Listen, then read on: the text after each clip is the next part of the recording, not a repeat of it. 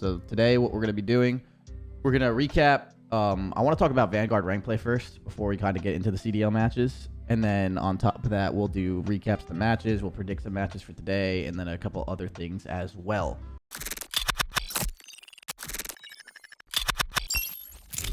So we're going to do the rank play. I want to bring up the rank play because we were talking about that yesterday. And I know a lot of you guys you had a lot of questions about it. We didn't know if it was happening. We didn't know what was going on. And then rank play yesterday got like announced. And they explained it pretty well with that like 1 hour segment piece. They also made like a 2-minute video that pretty much explains what rank play is as well. So let's watch that together. You guys down for that? All right, let's do this.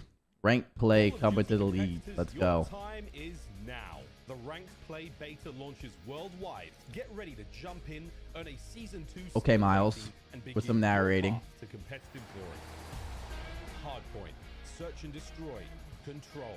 Play like the pros in seasonal 4v4 competition, featuring the same weapons, settings, maps, and game types used week after week in the Call of Duty League. Like a good sweat? This is it. But are you the best? Or do you just think you are? Featuring 7 skill divisions with 5. All right. First of all, skill divisions. Really quick, if you guys don't see the other one, it's right here. Challenger and Master. Skill divisions are really cool, which is like, so basically you'll have a rank of your skill division, but they've done this before. What's next is really, really dope though. Watch this. Each a 1 to 50 level progression system and regular ladder events. Even the most hardcore of competitive players will find opportunities to prove their mettle against Call of Duty's elite. See how you stack up against the best in the world with more skill information and precision than ever before seen in ranked Call of Duty. Complete 5 placement matches in the beta to earn skill rating. So this right here. So this is what we were talking about yesterday. So this is why I think this rank play system will be the best that COD's ever had. On top of it's only been on one other COD ranking system before. Call of Duty's never had ranked other than World War II, Call of Duty World War II. So we've never had a ranking system, and that ranking system in World War II was really good. It's because it followed this like ELO system. So if you guys don't really know what this is, because a lot of people had a lot of questions of like what the difference between like league play and rank play is. The difference is right here. So the way it worked in World War II and like the general way it's going to work is going back to the skill divisions really quick. Hold up. So look right here. That ELO is going to put you in a skill division. So basically, I don't know how they're going to work it, but say this is 1,000, 1,200, 1,500, 1,700, 2,000, 2,500, 3,000 plus. You know what I'm saying? And the way you obviously get to these skill divisions is by having that ELO number up high. But the way you get that ELO number up high is by winning matches. That's the only way. And if you lose, you actually lose that number. So, you know, going back to this, so say you win, you go up plus 20, then you're at 1480. But then you lose twice and you lose minus 20, then you're at 1440, you know, and then it kind of goes up and down and up and down and up and down. So this is how a ranking system should be in Call of Duty, and this is how it is in a lot of other games. This will actually give you a very true skill ranking, and a lot of people that obviously follow competitive Call of Duty and people that like want to see how good they actually are, this is the best way to do it. This is the best way to get into the scene, in my opinion. But just to give you guys like a hindsight, like people like Sibilance, who's on Seattle Surge, and a couple other people like Mac Melts, I'm pretty sure was one of them, played ranked in World War II, and like they made their name through the ranking system by being those top challenger players and stuff. Like that's how they like made their name and got a lot of eyes on them immediately. It's because they were dominating the rank scene. So that is really important to know, and this is like really cool. I think the COD scene needs this at all times, so hopefully this stays through like, you know, the entire years. Even there, like a player that I coach, Abizi, like Abizi had 3 accounts, 1, 2, and 3 in World War II of like the best rank and stuff. And again, when you're doing stuff like that, people will keep an eye on you, even though it's like considered just rank and it's online. People will keep an eye on you. So this is really cool. The next is what we'll do is recap some matches. So let's recap some matches, dude. First match yesterday, let me find it, was Boston Breach versus Paris. Hardpoint vetoes. Tuscan was banned by Paris. Gavutu was banned by Breach. And then Desert Siege was banned by Breach. And then what's it called? Bocage was banned by Paris. Okay. And then control. So team A was Paris. So they picked Bocage, and then they played Gavutu control. Okay, these vetoes aren't what's it called? These vetoes aren't bad really by anyone. The only thing I would say is like I know Boston Breach is a pretty good Bocage team, but and Paris is also like one of their strengths is probably Bocage too.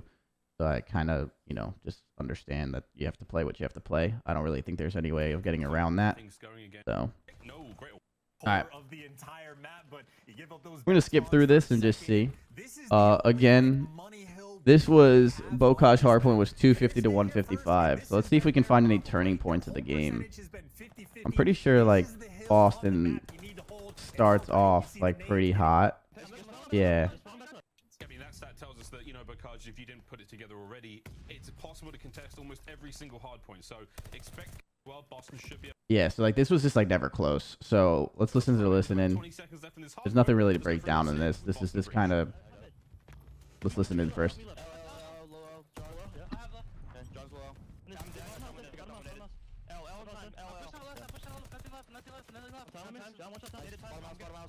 He's one shot bottom house. He's only left here. Dirty Z. He's fine. Alright, pull that. Good shit.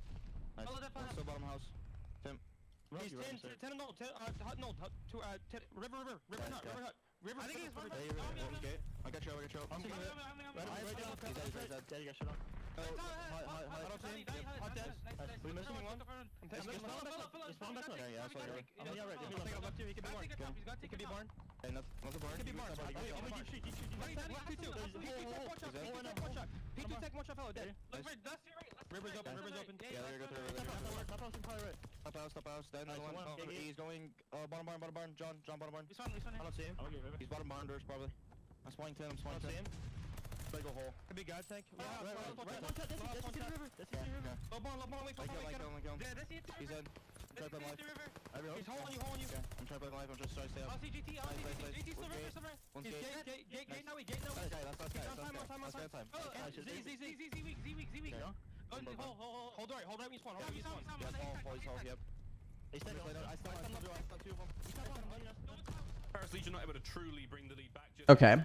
So Paris fights back a little bit, but they just aren't getting, like, again, just going into the top left, like, Fellow is, like, been their AR player, and he's 9-16, which is kind of weird, to be honest, because we actually warmed up Paris Legion right before we played them, and Fellow was playing, like, really well, like, really well, so that, it kind of, I don't know, I wonder what changed. Obviously, you can just have a bad map, but he was playing pretty fucking good, and then I guess he just comes out flat. I know when you're using an AR in this map, if you fall behind, sometimes it's hard to, like, regain, but at the same time, like, the AR on this map is, like, your backbone.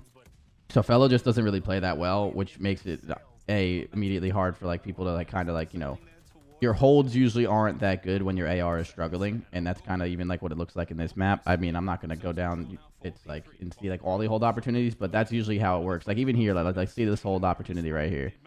Like, because speaking of this, Paris Legion should be able to bring this back. Like, 54 seconds. If they can get all 54, it's a tie game. Obviously, you're not going to always get all 54 seconds. But still, like, you can still bring this back pretty close. Let's see. They're in a good setup right here. They're getting the kills.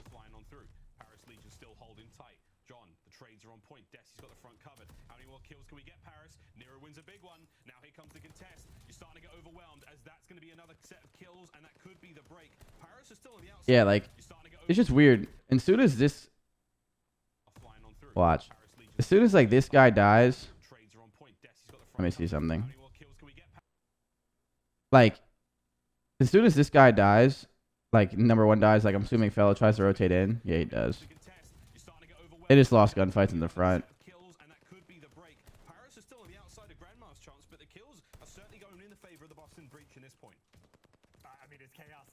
Yeah, they're just losing fights in the front and stuff, and just, like, getting broken from it. Yeah, that was a really good break out of Boston, to be honest.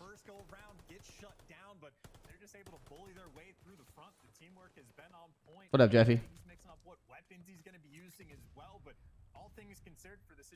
Is it talk for non-controller players? I mean, you can't be a pro player if you're not on it, but you can play mouse and key if you want. Do whatever makes you happy, man. Like, again, like, this is another opportunity, like, where this score line doesn't make any sense with the holding opportunities that Paris is having right now. Like, look at the holding opportunity right now. They have the right spawn that they want. They have them spawning out. Like, what goes, like, how does this go wrong again? Like, yeah, this is really good, dude. Like, out of Paris.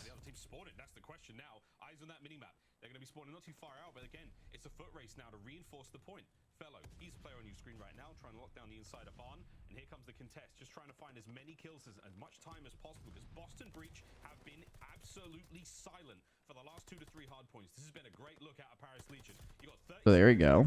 Bring it back. And they are netting the majority of this time. Let's skip forward. This is good. This is a clean setup. All right, so they do bring it back for a little bit. So this is the turning point of the game. Let's see what happens. So I'm pretty sure Paris gets 155 points and that's it. Backing up really quick. On Barn, and they are netting the majority of this time. And now you get time to be the cutoff man, right? You even see number 1 on the minimap. He's got the bottom side. Oh. This is a clean setup. Paris just doesn't know how to rotate. So Paris doesn't even attempt to rotate right there. So Paris just doesn't attempt to rotate, which again, like, doesn't conflict with my job because that's like, you know, common knowledge. Like, you know, all the pro players know this shit. So I'm not like, you know, going in depth with that. So I'm not worried. I'm not scared to say that. It's like Paris just doesn't rotate. They had the game in their palm of their hand right there to like try and take over and like really, you know, take the next step and take off with this game. And they just didn't rotate. They all tunnel vision 20 seconds and then they all tunnel vision 20 seconds. And now look what happens. Skipping forward. They don't have spawns. They give Boston Breach all the spawns. They give Boston Breach all the pressure on the map. Now they have to form a miraculous break. And even when you get these kills, like look at this moment. Even when you get this break is still really hard from the front because you can just spawn up, hit really easy grenades in the hill. And also, just in general, it's very hard to hold this hill from the front. It's a little bit easier in the back. The only way you hold it from the front is usually when you're just absolutely dominating the kill feed, and it doesn't happen a lot. Like, watch. They get 3 kills, and now they're just able to answer right back. Boston Breach is like right here again. All those kills, Boston Breach just spawns up and just reacts and says, like, this is an easy hold. They get nothing out of that. So it's like that. Breaking that hill is really hard. Paris just doesn't rotate. Since they don't rotate, now they're going to get slammed because of that. As soon as you let Boston go up like this game is now, like, on Bocage, this game is pretty much over. This next P1 is not a money hill for anybody. So most of the time, like, you're going to skip forward through this and you're going to watch. Like, this, you're not going to get a lot of time on this hill most likely. And if you do, it's going to be kind of tough. And if you obviously don't have the spawns, you're going to get slammed. So, like, yeah. The turning point of that game was Paris. Paris had it. Paris brought it back. They got all the kills. They were slaying. They were finally feeling themselves, and they just didn't really move from there. So that's tough. RIP. All right, moving forward. So they lose that first one, and then I'm pretty sure the score of this was 6-2 on this Tuscan SND. The keys to victory. Boston Breach's keys to victory is convert first bloods and S&D, converting only 58% of the first bloods to win, to round wins. So that's last in the league. I did not know that. So that's that. This is like the most important thing is after you get that first blood, like how are you going to use that first blood? So that's a good key to victory. Value to life and respawn. 10th in non-traded kills. Still on the fence about like how accurate that stat is. Like in the game, to be honest with you. What does Money Hill mean? Money Hill basically means, in the sense of Money Hill means it's like a hill that's just really easy to hold. Like when you have that spawn, it's a money hill. It's an easier free 60 than other ones. So basically it's like an easy hold hill. So usually when you have that hill, it's considered a money hill because you should be able to hold the full 60 of that pretty easily. You see what I mean? Like that's why it's usually considered that. Early rotation kings, they are 80% on their hold right second. So yeah, okay. So yeah, Boston Breach is a pretty good team in general. We actually play them today. So it's going to be a good match.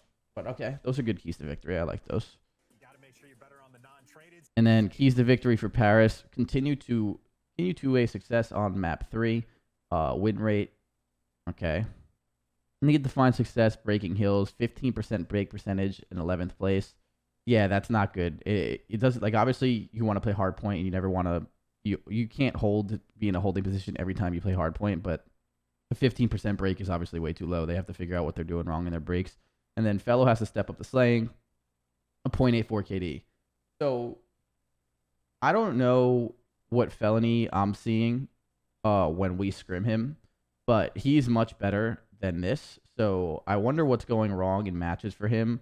If like the team's changing up their play style and you know it's causing him to have like issues in the match, or he's just playing bad when the match happens. But he's a really good player. Like, and I'm not just saying this. Like, he's been playing really good. Like, he's got the talent to be very good, and he's putting up very good numbers when we play him in scrims and stuff. It's just for some reason it seems like the matches are starting and like things are going wrong for him these last 3 matches. So he has to figure out what's happening during those matches that are causing this. And again, it might not be a him thing. It could be a team thing. I don't really know, but it definitely needs to be figured out because as your AR player, and you know, he uses an AR a lot right now, if I'm not mistaken, that he just has to step it up. Like, you know, you're more of the spine of your team in that situation. So I wonder what's going wrong there, but okay. So Boston Breach plays Tuscan. Let me just skip over past the first round. Any crazy clutches or anything to watch this, or this is a 6-2. DJ brings up the sniper. I know he got some picks. Not a lot of players there, but that bomb's going to get real close towards the A bomb site. This could be a fun. So they plant. There it is. We'll see now what Paris Legion does on the retake, being a man down. Man, I mean, this is almost impossible on Tuscan again. Even when it's neutral, you saw the record 3 and 10 on bomb site retakes. Now you're the man down and make it 2. Temp can't win the gunfight. Pressure is all the way cranked up to try to be able to clutch this. So yeah, offenses are hard to defenses are hard to win. Obviously, I know Boston Breach wins them, but defenses on Tuscan are tough. You got to play them pretty smart. We'll watch a few rounds of this. This is this is a cool play out of Boston Breach because on Tuscan you see a lot of A-bomb plants. You're gonna have to like on your defenses, you're gonna have to throw some one-off plays on defenses because the way people view it right now is like this map kind of like defense you're not supposed to win. So if you're already not supposed to win the defense, you might as well try some crazy shit every once in a while. So honestly, I kind of like this out of Boston. Yeah, see, like now that they have middle map control, they actually put this defense into their favor. So this is cool. Yeah. Yes, okay. We're going to skip through this search pretty quickly. It looks like Boston is just very organized. Like, they know what they're doing. They have these plays like right here when you're Paris, even though like it's a 4-on-3 here, like look, Paris is just all grouped up and they don't have a lot of map control yet. Obviously number 3 and number 5 is a key gunfight that's about to happen. Let's see what happens right here. So that key gunfight helps, but like being like bottled up in church is really tough sometimes to win. So obviously this is the only other round they're gonna win this match. And let's just see. Again, skipping forward. So let's see. Let's watch this last round. Again, like this is such a hard map to play. Obviously we got slammed by Seattle on this map, right? Didn't we? Well, we lost round 11, but in my opinion, we got slammed. But still, like we got slammed by Seattle on this map, and it was the same thing. Our defenses were just fucking atrocious. Like we were just letting people plant. You know what I'm saying? Like it's just like we were just our defenses were terrible.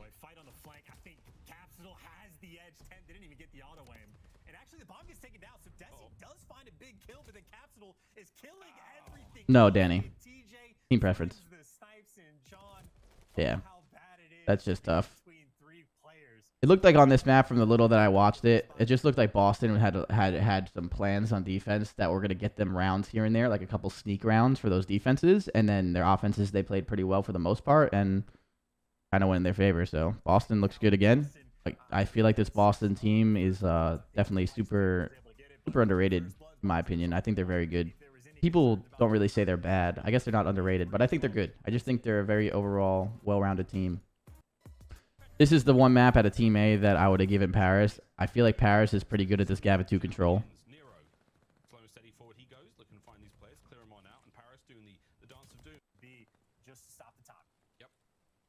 So the way this map always starts off, dude, your defense is going to win. So your defense is going to win here, right? And then Boston goes up 1, then Paris is going to win their defense. Paris is going to win their defense. Then Boston's going to win their defense. See the turning point of this game. want to talk about like the turning points of games and stuff. Obviously, I don't want to just rewatch the whole match. We could be here for a while. So then Paris is going to win their defense. It's going to go 2-2. Finally, left is complete. Sure, nothing gets rid of him. Capsule, that's a very high boat. And then here. And then what do you know? Paris gets defense again. Paris is probably going to win this defense, and it's just really tough. Like, you can win offenses, man, but the way I view it right now, and also we still need some work and control too. So, you know, I'm not the all-knowing yet. We have to obviously make some adjustments in our control plans, and we have a lot of time. You know, we're working on it one day at a time. But this map is very defensive heavy, and with that being said, you have like the other team has to make mistakes, and you have to play really well. You have to get spawn traps going. You have to be able to get into their base and be annoying. Offenses are a little bit harder to win unless the other team throws their lives away and stuff. So this map is really tough, man. It's still very, very possible to win your offenses. You've seen people do it in the league already a couple times, so I'm not saying it's impossible, but when the defensive team plays a really good game, that's when it becomes harder. And people make mistakes all the time, so it's possible, but here Paris just plays 3 good defenses. And I'm sure Boston made some mistakes on offense here and there, but again, it's kind of just how the cookie crumbles with this one, dude. You know what I mean?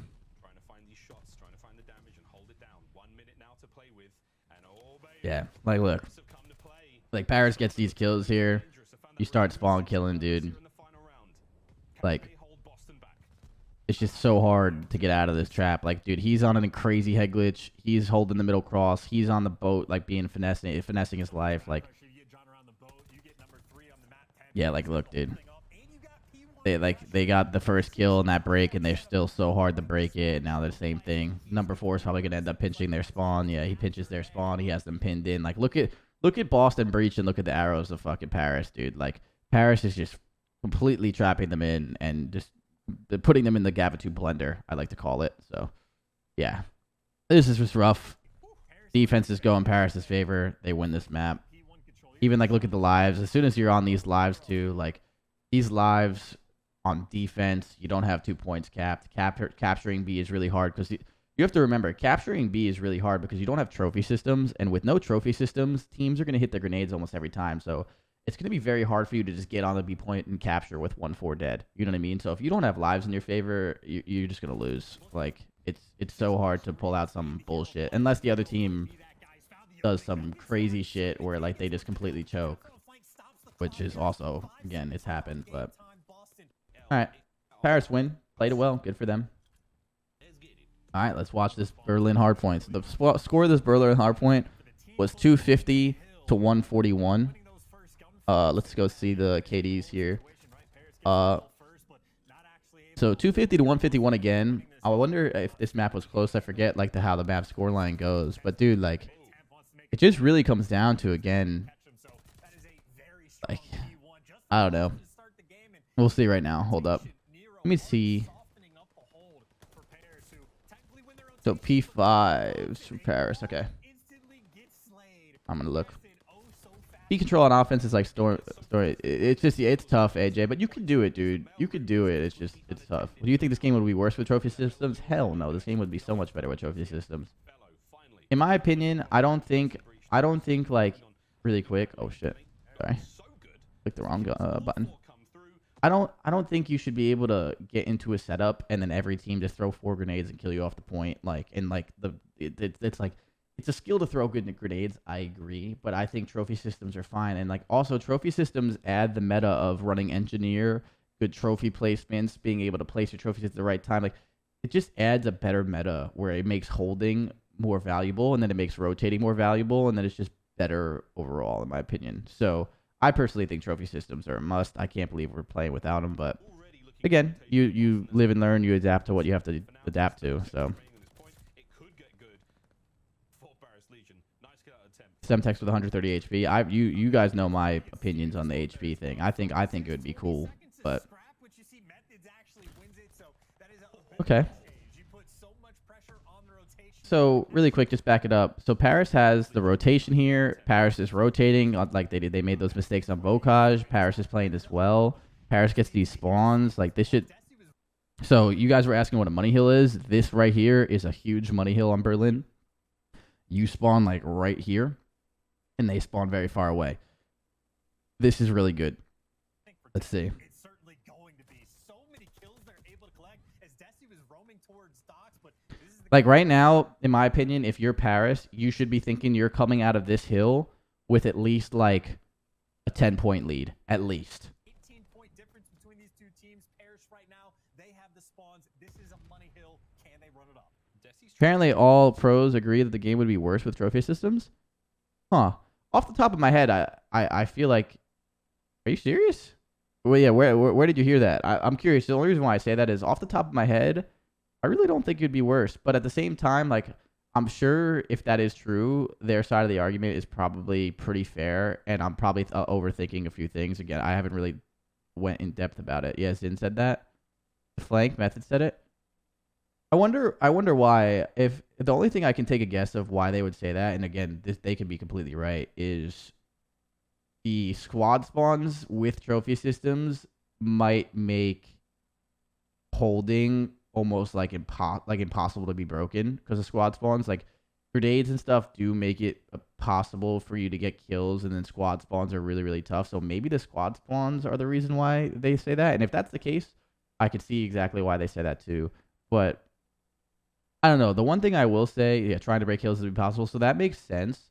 The only thing I'll say to that is usually people say that every year, where like breaking hills is impossible with trophy systems. And as the game goes on, you kind of get really good at destroying trophy systems, having engineer, and then like just being better at breaking. So it's like, I would love to see how it works, but I will say with squad spawns, it's just very hard to break without trophies because of that. So I see both sides of that 100%, and I could be wrong because I don't play the game as much, so I'm not like in the mix. Obviously, I watch it as much as I possibly can. It's my fucking job, but yeah, in Cold War with trophy systems, if you were to like flank, if you were to like get a kill in the back and block the spawn, they would spawn all the way out. That's not how this game works. So that could definitely be a thing. So that's a fair statement. Okay, so like what we said, Austin Breach should easily have a lead. How is this? Over by the point, his teammates are holding this one down. Nero's going to find those kills. Jesse just gets a little bit of a tickle in, so when he does manage to make the point, his teammates I'm sorry. 5 in a row now. One more's going to net himself the strafing run. Over by the point, his teammates are holding this one down. Nero's going to Jesse's just so far out of the play, dude. And then they just flood them. Yeah. It's like, it's so crazy because like you back it up and like in this situation, it's like they get all these kills right here. Like, look, number 5, number 7, number 6 is a skull. They get all these kills right here. They know they're going to be spawning over by the glass area. Decimate is so far out of the play. And like, look, like sometimes teams like try and take over the middle map and go fire, right? But since they have one person fire, they're just going to flood the front. And then like, look, they make Decimate so useless. So Boston plays this well. And then Decimate's so out of the far of the play where like this hold should be in Paris's thing. But Decimate's just like nowhere near the action. And by the time he tries to back up into the action, since he's so slow to get back to the action, they get broken. You know what I mean? That was just tough that Decimate wasn't able to get back in time and help his team at all. And obviously it leads to this. Yeah, like Paris isn't playing a bad game of Hardpoint in the sense of giving themselves opportunities to win. They're just not executing any of their holds. Again, like, I'll say it again, bro. P5, I have the stats up. P5, Paris was negative 45. So with that, what I mean by that is they were negative 45 on this. Oh, that's P5. I'm sorry. I always think this is P5. They were negative 17 on this, so they even lose this. But yeah, P5s is where they got destroyed on the most. So again, though, Paris is in a holding situation, dude, to hold and win this game, and they should come out of this hill with at least a tie game, in my opinion. And they just lose glass control immediately, and I'm assuming this becomes like a contest fest.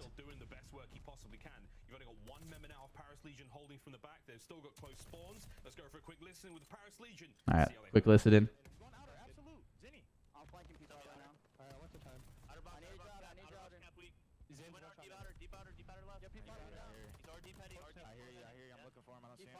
I just got timing on him. He went back up. He went back up to that hill, TJ. No, I'm nading it. Still give you louder. Give me Nero. I think this map has the rotation. Yeah, but like Paris has had the rotation on these hills. They're blowing their holds, dude. Like Paris should realistically could easily be winning this game if they weren't, messing up their holds. Like Paris isn't playing a bad game. They're just getting smoked on their holding opportunities, which obviously there's an issue there, so they technically are playing a bad game. But you know what I mean? Like, Boston is running all over these guys right now, dude. How is Zinni's forehead in the cam? I don't know, dude. I was looking at that yesterday. But this is the issue. So, like, this isn't really that much of a money hill, in my opinion. You can obviously slam other teams on this hill specifically.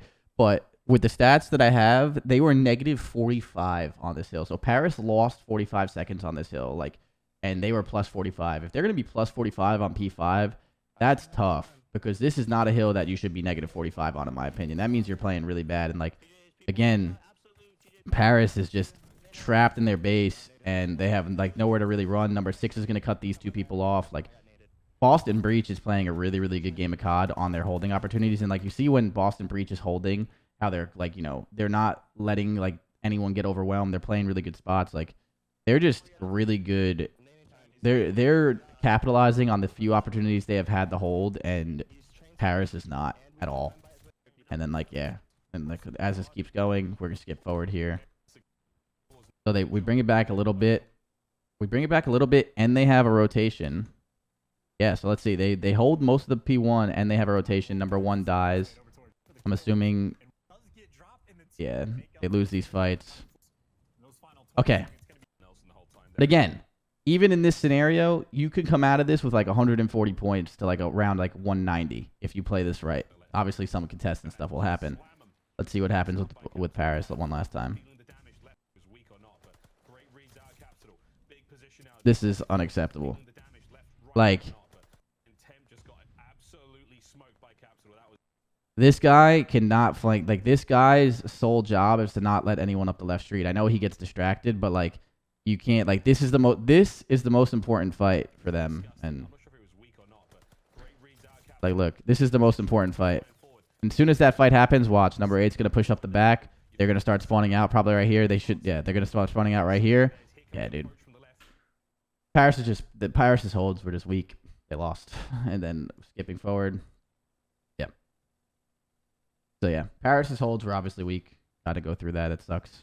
ROKKR versus Surge. This was a 3-2, 6-5, round 11, Tuscan SND. Your boy Lamar clutches up. I said that Surge was going to win this probably 3-1. But I did say that Minnesota is a tough team to beat because they should be very, very good at search and destroy. So I was kind of correct. I'll give myself some credit. So the stats that I have on this map, this is a 250 to 225. Seattle Surge wins this. I want to say that Seattle starts off pretty hot if I remember watching this, and then they slow down, and then Minnesota brings it back. The KDs for map number 1. The only person that stands out to me in the KDs, I know numbers aren't everything. Again, there's so much more to that, but I can't really go too in depth with that. But like, it's just because that's a long conversation that I'll be here for hours, and that's like a whole nother topic maybe one day, which I would love to talk about. But Priesta has a .77 on this map, and it's a 20-point game. So I'm assuming with that being said, Preston starts off slow. He's using a second AR. I don't think he's their main, but he's probably running the flex. So Preston's running the flex using an AR and a sub. That's usually the role to kind of take off and play really, really well. So I wonder what kind of goes wrong. We'll see. But this is a close one.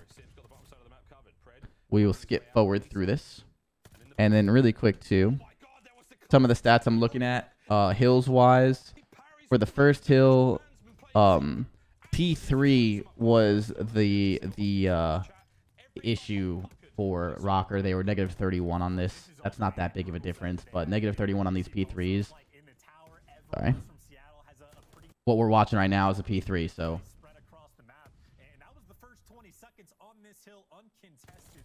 You can really see the difference, by the way, of how like Paris was holding and how like Seattle's holding. Like, they're just very, very aggressive on their holds. They're making their kills count. This guy right here on your screen, incredible player. Like, he's very, very good at this game. He's very good at helping his team out, getting very, like, annoying but impactful kills. But I'll say one thing. And this is going to sound crazy maybe to some of you guys.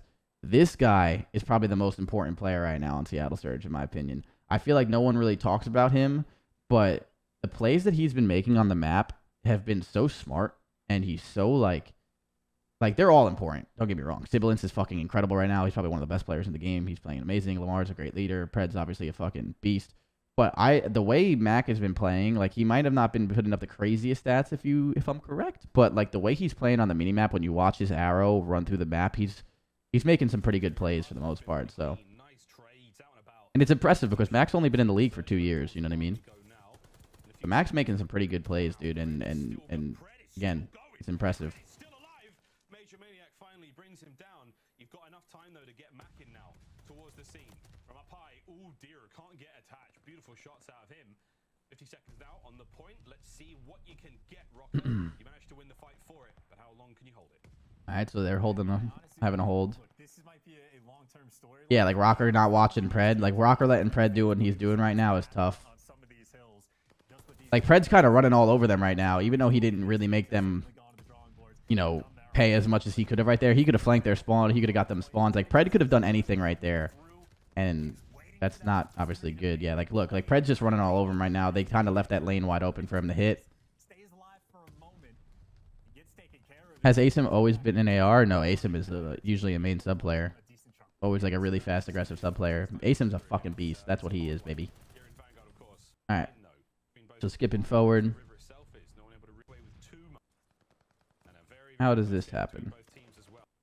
Yeah, even here, like, Minnesota just has, like, no house control. Like, look what Seattle's doing, dude. He's running right over him. Yeah. Like, Minnesota's so grouped up in the L where they don't have the back spawn, but they also don't have the front pushed out.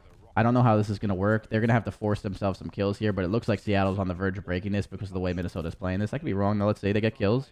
That's a big kill out of Standy. All right, they get the kills. So yeah, they had the slay out right there. They do. Nice. That was a beautiful setup by ROKKR, by the way. So much of like the pressure was coming through the back, but then Standy actually leaving. Yeah, Standy getting that front kill in the front was really important. And then I'm surprised. Yeah, they had that. Those were some really big kills out of ROKKR. Okay. Okay. Cool. Mac's in a good spot. Good plays out of Mac. Way to slow him down. A little wall bang action. Skipping forward here. Try and find a turning point here. So Seattle has spawns. Big kill out of number 7, getting the spawns for his team. So now Minnesota should break this. Yep. Good plays at it. Yeah, this is good plays.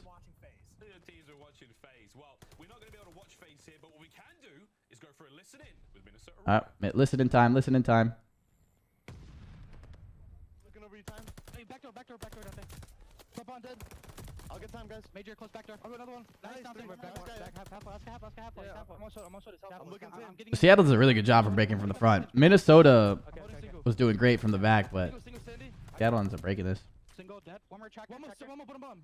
Where did tractor go? Tractor, I think he's still there. He might go left. Bomb, guys. He could go top on. I'm picking him. We flip. Yeah. I'm looking. Stay alive, Dante. Shoot. Barrel dead. Back left, one shot. He's back tower heady. Whole side time. Yeah, off grid I will. A-plot. I'm holding your barn. I'm up. Go inside. Low T2, Eli. One shot. Low T2, good job. I'm trying to push out like I want. Yeah. We top house. I'm gonna work left, you heard? Yeah. Top house. One shot pressing up top. I'm trying to nade top house. I'm sliding in the A-bomb.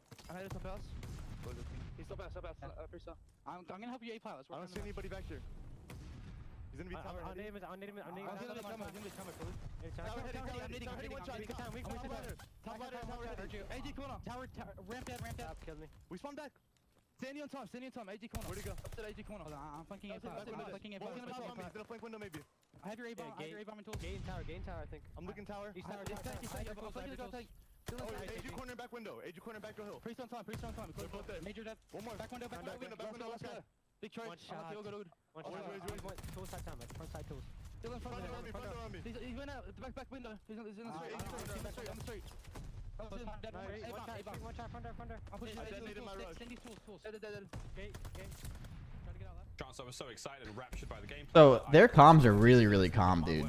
For having like 3 rookies, well, 2 rookies and then 1 like newer player to the league, they're a very, very, very calm team, dude. Like this is like one of the most like controlled, least chaotic bocages we have had. Like yeah, that was really impressive out of Seattle. They have really good communication, dude. Shout out Sam Phoenix. Yeah, Sam Phoenix is a beast, man. I've been talking to him a lot, like since he's joined the league. He's a good dude, man. I like him a lot. flooding in through that side, and once the pressure comes, attached needs to get back. This is a close game, though. So this is a close game the entire time. That is 3 players that swarmed them. Just to drop them in Seattle fighting. But there's no slow starts here for the most part. On this hill, ROKKR, they really got to fight for it. I know it could be the presence of more automatons Okay, on the so they field, should but bring this back to a slowing pretty things close down, game you know, again. contributing to maybe less engagements.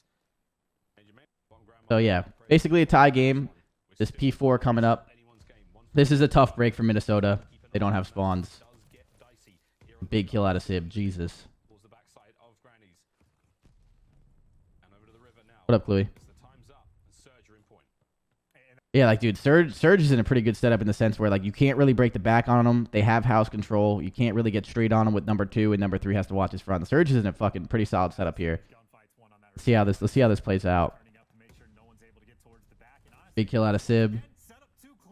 Minnesota getting together, so this is good stuff out of Minnesota. It's tough to come from the front, but they're going to try and make it work. Big kill in the hill out of Mike. Big kills. But, like, right there is what I was saying. Like, that house control I was talking about the last time, that house control is big because it allows Pred to do what he just did. So even if you do come from the front and get those kills, you always have map pressure and middle map pressure on them. So it's like, Seattle's very, very hard to play against because motherfuckers like this guy, they set themselves up for opportunities where even if you get kills, they can, you know, like, slice it down immediately. They're just always in a good position on their holds. They make their kills very useful. Like, again, Minnesota gets 2 or 3 kills on that break. Pred's right there to get a 2-piece and make it really useful. That turns into time for them, right? Like, they've been doing this all the time, and then Pred's going to take off and try and get even more pressure. He dies. Standy obviously is having a pretty decent game for them.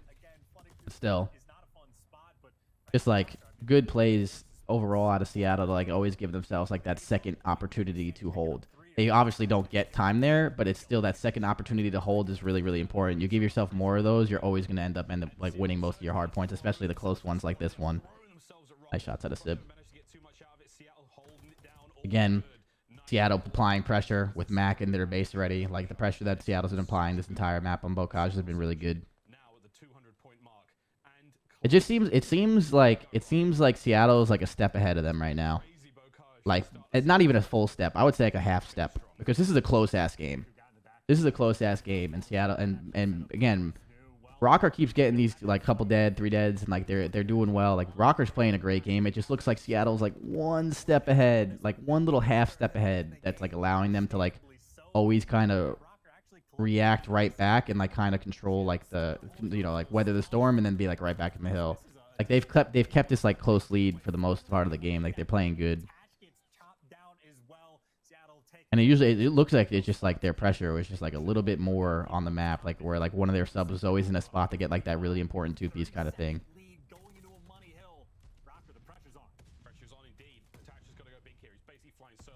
Standy's probably my favorite player to watch in the league outside of the FaZe boys. Standy's really good, man. He's got talent. He's really fast paced. He's aggressive.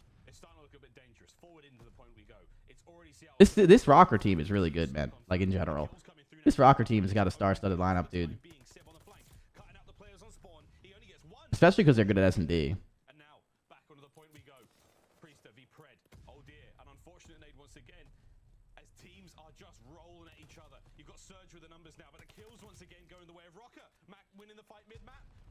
Sib was on one at one point. Yeah. It's just like, dude, like this guy right here, bro. Pred's 36 and 27. This is a close-ass game, but like when you have one of the players doing this, like having like, you know, applying the pressure, being annoying, getting those 2 pieces, it's going to be really hard for you to win, especially because ROKKR doesn't have anyone really standing out right now. And it looks like every time ROKKR got those couple kills to, like, you know, take over on a hold, Pred was there to, like, slice it down and, like, you know, immediately respond back and stuff. So this is just, like, I mean, a great game out of Pred. And then that's just, like, how it kind of goes. When one of your subs is doing that and feeling himself, it's going to be really hard to win. I know ROKKR gets like 20 points here. Even here, like, yeah, they have patience here. He waits on the 1 kill. He gets the kill from top, and then they collapse and win. So, yeah, good plays at a Pred. Pred played fucking incredible. All right, let's see. What did I just see here? Did we see the... All right, so let's see the vetoes really quick. Bocage, Hardpoint. So Hardpoints, they vetoed Tuscan. Minnesota vetoed Tuscan. Seattle vetoes Berlin. They vetoed Desert Siege. They vetoed Bocage, Gavutu. So Team A goes to ROKKR. They're going to pick that. So Team A, they picked Bocage Hardpoint. They lost it right away. Now this is Team B, which is Seattle Surge's pick of Search and Destroy. I do know that, if I remember, let me see. Yeah, so Minnesota wins this 4-6, and a close control. The Searches, there's not too much to watch on this one if I don't remember. The last one we'll obviously watch Lamar's clutch. But I've said this kind of already. No matter how good... Oh my god, I didn't see that yesterday. Holy shit. Jesus Christ, that was a nice shot. I'll say one thing. This Minnesota team is always going to be in the mix, no matter how on or off they are, most of the time, in my opinion, because of how good they are at Search. They have a very star-studded lineup at Search and Destroy. They'll always be able to bounce back. Even if they're playing a good Search and Destroy team, they're going to be winning these searches, and like they're going to have an opportunity to win them. So, you know, I don't want to watch the searches too far in depth.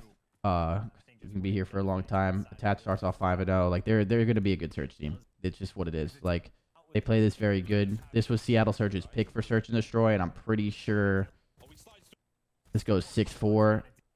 Yeah, so they.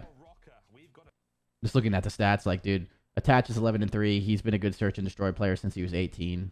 He's old now, but yeah, he's good at it. This guy is incredible at S&D, and he didn't even play good. Another really good S&D player. I don't know much about Standy, but he seems to be pretty good in this system about S&D. I think he came from S&D, so I'm assuming he's going to be pretty good too. I don't know his backing as much, to be very honest with you guys. And then this team should be pretty good at Search, but I don't know. Minnesota's a pain in the ass to beat in S&D. Even last year when we played them, there's always a good fight with them. All right, let's go to this Tuscan S&D. So Tuscan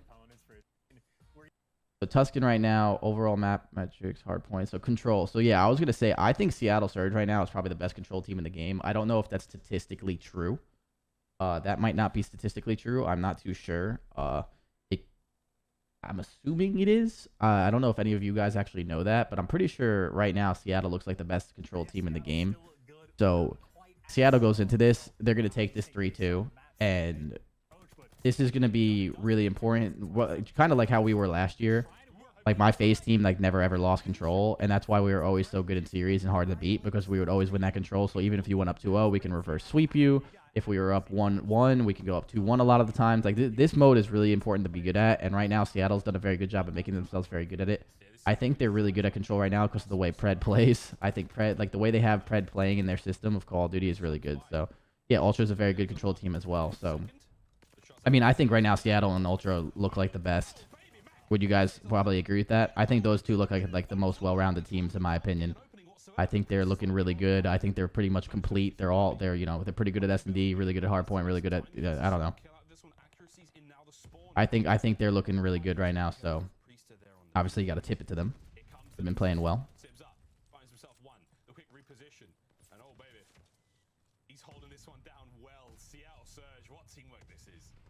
They look impressive in different ways. Yeah, that's fair to say.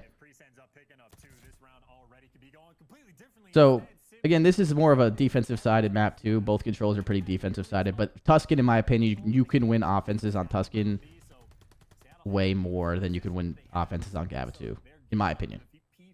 They're letting Pred do his thing. Well, the thing with the thing that they're doing so well is what you just said. Like, this guy right here, accuracy, is one of the best leaders in Call of Duty.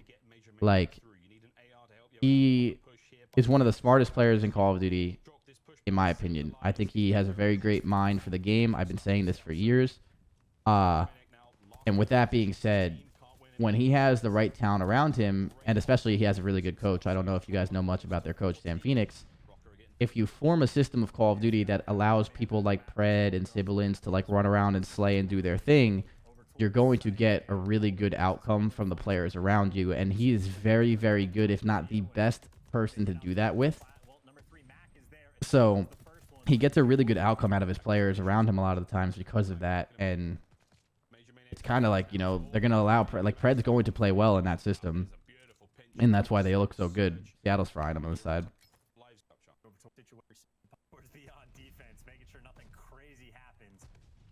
Lamar. Nah, dude, it's typical, man. He's really good at just getting the talent around him to be very good, man. Have you or have seen a coach just lose it? I mean, I've lost it on my team before, like privately, like if we, you know, but like, what do you mean by just lose it? Like, just like start roasting their players? I don't think I've ever seen that in person. I like roasted my players, obviously. Like even after we beat Paris, like I kind of came into the team speak and I was screaming. To be honest, like I thought we looked like shit. So it's like, I mean, I've lost it before. ROKKR backs against the wall. This could get ugly fast if they don't kill feed. Major Maniac trying to change. So ROKKR does. So sorry. Seattle does a good job of capping A right off the rip and giving themselves like an opportunity to win this. Let's see. Yo, S Madden, thank you very much for the 14 months. I appreciate it. Please tell me you have those recorded somewhere. Probably not. Sibs here for the next section. You got accuracy picking up kills. They have all this pressure over towards B, and more importantly, minute and 49 seconds on the clock just to get 17 kills. Surge, they are looking like bullies in control. Yeah, this is quite the showing. Let's see. Back. Unable to get Major Maniac attached though. Good recovery out of Minnesota. 135 now to play with. Hold the line, ROKKR. That's all you need to do. How many hours of spend do you watch watching tape of other teams? My entire life revolves around watching Call of Duty. More than you can even think. Watching my own team and other teams. ROKKR continue to stay alive. And finally able to stabilize a little bit. Standy is there for the trades, and he doesn't even need to get over aggressive for the chow. You see the trades are there. Major Maniac and Attach putting in work for P5. He flies out though. So even with like Seattle Surge's incredible start, this is why this map on defense is so tough. Like, look at the situation Seattle Surge finds themselves in. Like, breaking through this platform is so tough. Breaking through radio is so tough. Like, breaking through the bright is so tough. Like, it's just such a hard situation to do. Very, very possible. But, oof. Oh, number 4 making a good play. Oh, that sucks. That could have been the game-changing kill right there. They win this, though? They have to win this, right? Yeah, they win this. Okay. Yeah, dude. Tell you, I really... Oh? I wasn't able to watch this match as much as we were scrimming, and we were in some pretty serious scrims. So I was like trying to watch, but I didn't see the ins and outs of this. Yeah, okay, they win this, right? Yeah. I mean, bro, doing what they did is really tough. Like, Seattle is such a good control team, but obviously, pretty sure Minnesota bounces back and wins the next 2 and then loses it, right? Minnesota bounces back and they win this offense. Let's skip forward. So same thing. Minnesota kind of caps A right away. I think that's like the recipe right now is like off the start of this. If you can cap A and keep the lives even, you give yourself a fair chance to so the break is really important on Tuscan because you give yourself a fair chance to capture B and you have a lot of time to capture B. If you don't give yourself that chance, it's almost like impossible to win in my opinion unless the other team makes a huge mistake. So Seattle did a very good job at that. Then Minnesota has a really strong break. They're now going to have a chance to do the same thing. Even lives right here. Still even lives right here. Minnesota makes a good play. They get this break. Are they going to watch this pinch? That's a huge pickup out of Standy. Oh. Pred with the 2-piece. I don't think that 2-piece is going to be enough, right? They have to get some ticks here, yeah. So Minnesota wins some big gunfights. Yeah, so like... That's what you need to do. That's like the recipe. Like the break off is so important.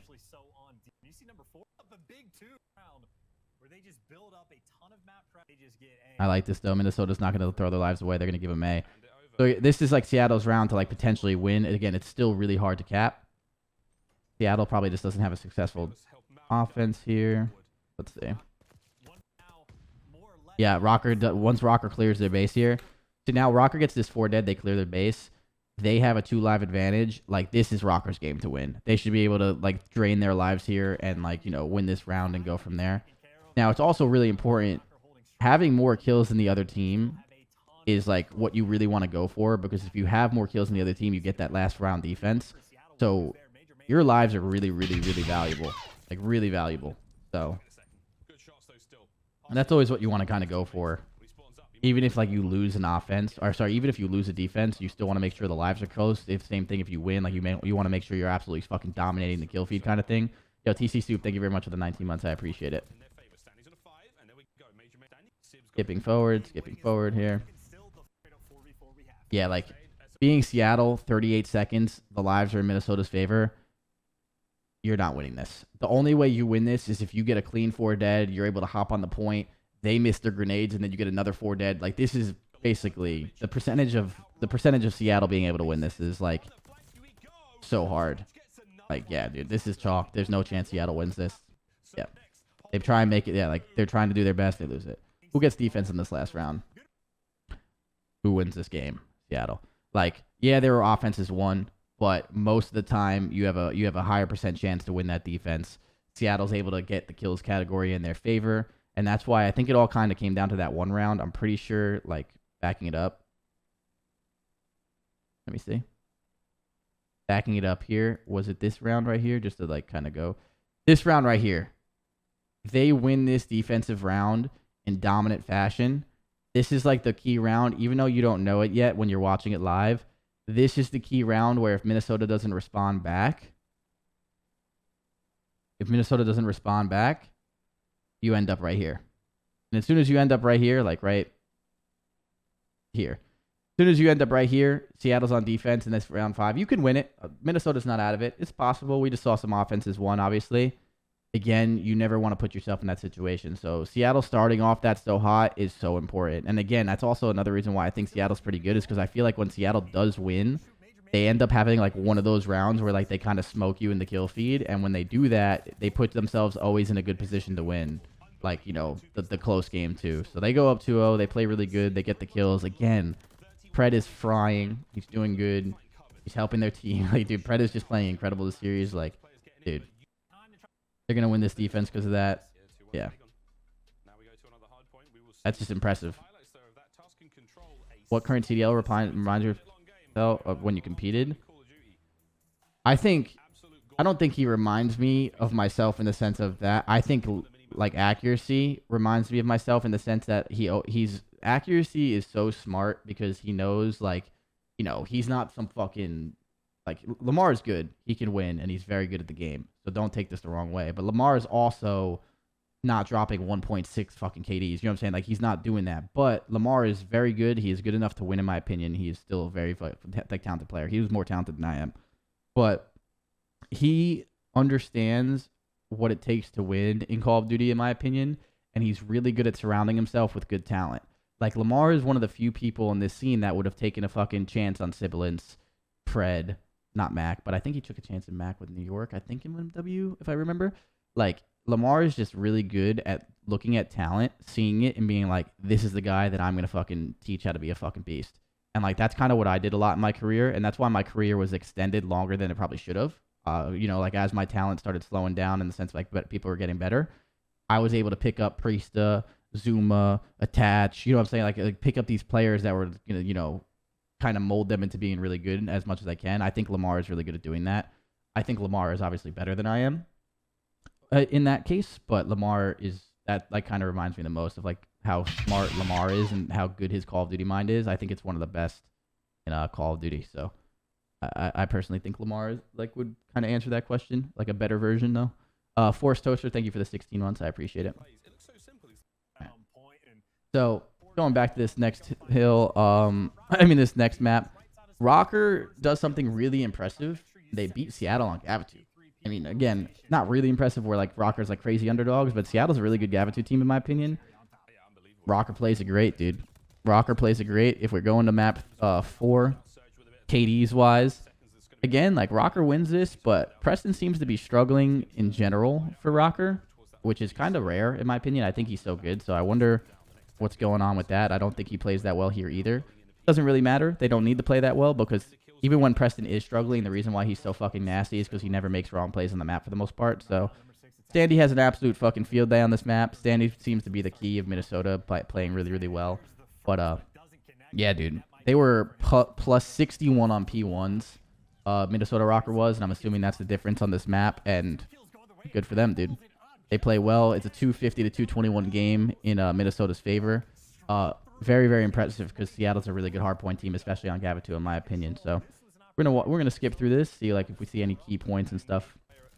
But the key points to really look at is they're going back and forth. They're trading. This is a close game. I guess what I really want to talk about is these P1s. It seems that Minnesota takes off on these P1s, and that's the reason why they win this game. They were plus 61 on it. So, good plays out of Minnesota here to even like try and push up and be aggressive. Let's see. Okay. See, like Minnesota's pushing out, being aggressive on their spawn. They're applying pressure, kind of like what they were not doing as much on the first map, and that's going to really probably lead to them doing really good. Number 6 is Attach. He's in a good position. Standy is 17 and 9, now 17 and 10. Standy's playing really, really good. These P1s right here are huge. Like these kills and this hill, like this is considered another money hill if you can play it right. Doing a really, really good job of obviously bouncing themselves back from being in a deficit here. And look, they hold all this time. They take the lead again because of P1, and now they bounce themselves back. They're able to do this. Like, again, their P1 and P2 holds. I'm pretty sure their P2 holds looked really good too. Let's see. Their P2 holds, they were plus 21. So yeah, their P1s and P2s were really, really good for them. And like that's what brings them back into this game. They played it really, really good.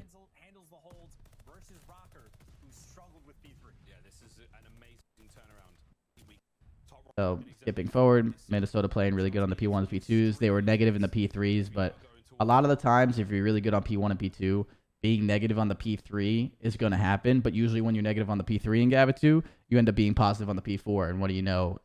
Positive 35 for Minnesota ROKKR on the P4. So yeah, the P1s is what set them apart. You're going to lose this P3, but when you lose this P3, you're going to be spawning on this side, which P4 is right here. So you're going to get points on P4. So even if you're ROKKR in a scenario like this, just to break it down by you guys, like, dude, it doesn't really matter if you're going to lose this. Yeah, you might lose the lead here because they're going to probably have the spawns and take a lead if they don't hold it. But then you're going to regain it right back. So, like, this is great play out of ROKKR, especially putting themselves ahead. But, dude, now ROKKR being in this scenario is really, really good. They obviously, you know, got some time. They're able to contest. This fight's really big.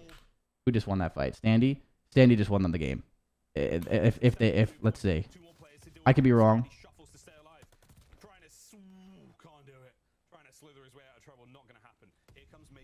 Standy just won them the game. Look at this, dude. Let's tip Standy really quick. Backing up.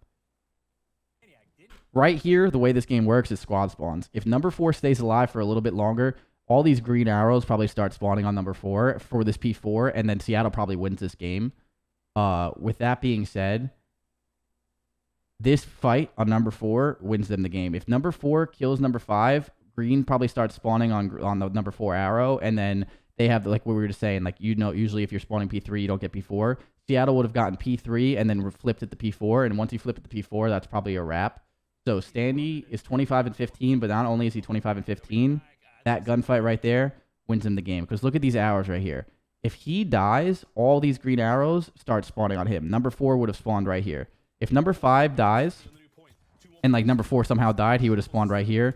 Number 2 would have spawned right here because number 2 would have died, but since number 4 was in the back, he would have spawned, like, you know what I'm saying? Like, bro, this would have been all of this. Like, look, number 2 is going to spawn right here. He should have been spawning right there. You see where number 5 is? If that gunfight flips around, number 2 is here, and number 5 is there. Most likely. Obviously, the spawns in this game could be a little weird, but still, huge gunfight out of him. That's just what it was. That's the game. That's the game, period. Nothing else you can do. But yeah, Seattle can try and weather the storm. They can try and form a miraculous break. What's going to end up happening is, since now Seattle needs to try and break this or they will lose, they're going to try and put themselves in a deficit for trying to go in the back. They try and go in the back to break it because they have to, but then look what happens. They flip themselves in the back. Now Minnesota's spawning for P5. So even if, you know, Seattle gets time, look where Minnesota is for P5. Minnesota stays steps ahead of here. That was a huge gunfight. Good hardpoint. Standy's 30 and 19. Great hardpoint. Great plays. Gotta tip it. All right, let's go to this last S&D. Again, I don't want to watch too much of the S&D because, you know, you kind of skip forward. They were kind of going back and forth. All right, let's watch this last round.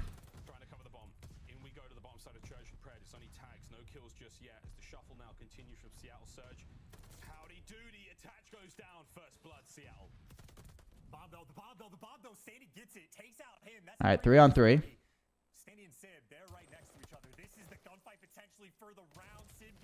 And immediately trade 2-on-2, 2-on-1. Okay, so in my opinion right here, obviously everyone's opinion, ROKKR wins this game. So the fact that Lamar clutches this, he is Lamar's probably one of the last people you want in a clutch situation because he always finds a way to fucking pull out some bullshit and like clutch this craziest situations ever. The guy's a fucking beast. But yeah, dude, like, I don't know. How do you let Lamar pick up the bomb here and plant B? Like, how does this happen? 2v2. Accuracy now. It's a 1v2. Oh my God. Accuracy's alone. Sees Major Maniac. He dips and dives, slides out, makes it hard. Seattle, all on accuracy. The Iceman, grab that bomb and go for the plant. Or kill both Major Maniac and Priester for the dub. And look at them chance their eyes on that A street. I hate the way Minnesota's playing this. By the way, they're just going to let accuracy pick up the bomb. The game's going to tell them. Now they know he has it. He's over towards A, and they're keeping the setup. They're going to check A, fast hit B now. It's going to be a quick plant. Now they know it's on. Here we go. Will they give Iceman the respect he's... Yeah, the bomb, the game tells you when they pick up the bomb, so they sat in the back of their spawn for that reason. I understand that. But what the fuck is this, dude? He's picked right. Will he be able to take both of them down? Like, as soon as these two split in a 2v1... Nah, I don't think they should have had eyes on bomb because having eyes on bomb is a weird one. Like, he's here, he can, like, I understand what they were doing. I think they should have ran around together a little bit closer. Like, they should have played a closer setup in the sense of, like, they could have got closer to the bomb and seen, like, where he was going. But that's not what I don't really like. I didn't like the way they played that. They could have played a closer setup, but this is what I don't like. They separate in the 2v1, dude. Now, it's a 1v1 against Priester. If Priester sees... Like, what if Lamar's top plat and he kills him here? It's a one-on-one. If he kills him in the back, it's a one-on-one. There is no tradability here at all. He's going to white peek it. He slides through.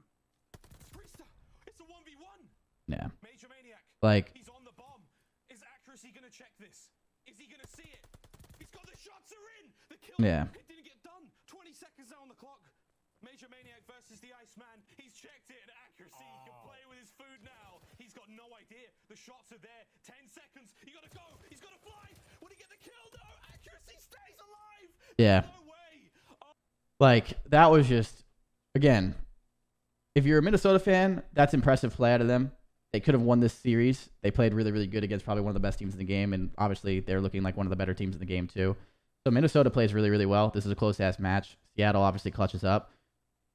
That could have been theirs to win. They shouldn't have separated there, so that was obviously the key point there. You just don't separate like that. That would have made me lose full as a coach, as myself. And trust me, I've been in those situations as a coach where I've seen my players do the same kind of thing. So, yeah, that's just tough. Minnesota looks good, though, dude. Like, I don't know. When you see these two teams play against each other to see that close of a series, if you're a Minnesota fan, that's impressive. Seattle's been playing really well. So, you know, obviously, hats off to fucking Lamar. The guy somehow, some way, always fucking does something crazy. So, the guy's a beast. But, yeah, dude. All right. We'll watch the keys to victory. We're going to skip through this just because this was a 3-0. Very, very close 3-0, so you can't really say much. I don't know if there were some ping issues with this match. I'm not too sure. Maybe you guys can correct me because I don't really look at Twitter and go through the drama and stuff. I don't know if anyone tweeted out about ping issues. I can just see Toronto versus LA. Like, maybe there's some ping issues. I know most LAGs, though, is in Texas, if I'm pretty sure. I don't know. Maybe there wasn't ping issues. I'm not too sure. I don't really remember. Maybe I'm just imagining that. But regardless, if you're playing Toronto Ultra and you do get 3-0'd, in my mind, a 3-0 is a 3-0. You got slammed. But if it's a close 3-0, you can take away a lot of that and obviously work on and get better. So, LAG, it sucks that they got 3-0'd, but keeping it close isn't the end of the world. Let's see, though. Keys to victory for Toronto Ultra. Keep showcasing the world-class teamwork and respawn.